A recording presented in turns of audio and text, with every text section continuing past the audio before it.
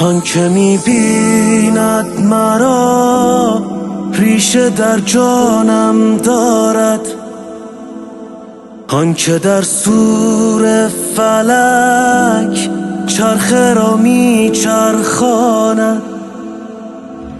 کو در این قاب جز یه لبخند از تو چه میخواهد؟ تو بخند تا بگشاید هرچه دل میخواهد.